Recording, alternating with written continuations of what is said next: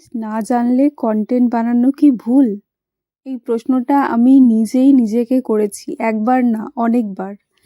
যখন আমি ইউটিউব শুরু করি সবাই একই কথা বলছিল, নিজ ঠিক করো, একটাই টপিক ধরো, কনফিউজ করো না অডিয়েন্সকে।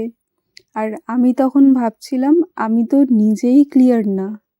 সত্যি বলতে কি, আমি জানতাম না আমি ঠিক কী নিয়ে কথা বলতে চাই। কখনো মনে হতো পার্সোনাল স্টোরি, কখনো মনে হতো মাইন্ডসেট, কখনো আবার ডেলি লাইফের কথাও মনে হতো। আর তখন গিল্ট আসতো, আমি কি ভুল করছি? নতুন ক্রিয়েটাররা একটা জায়গায় আটকে যায়। আমরা নিশ খোঁজার আগেই পারফেক্ট অ্যান্সার খুঁজতে চাই, কিন্তু নিশ অনেক সময় খুঁজে পাওয়া যায় না, নিশ তৈরি করতে হয়। শুরুর দিকে কন্টেন্ট বানানো মানে এক্সপার্ট হওয়া নয়, শুরুর মানে হলো এক্সপ্লোর করা, নিজেকে জানা, নিজের ভয়েস খোঁজা।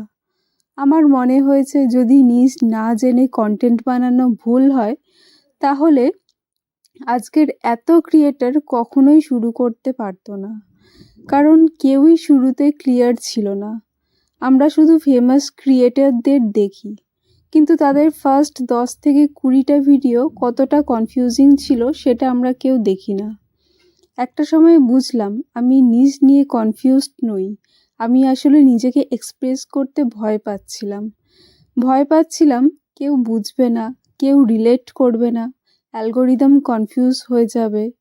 কিন্তু যেদিন অনেস্ট হয়ে কথা বলা শুরু করলাম, সেদিন থেকে একটা জিনিস পরিষ্কার হলো, মানুষ টপিকের জন্য না, মানুষ ফিলিংয়ের জন্য থাকে।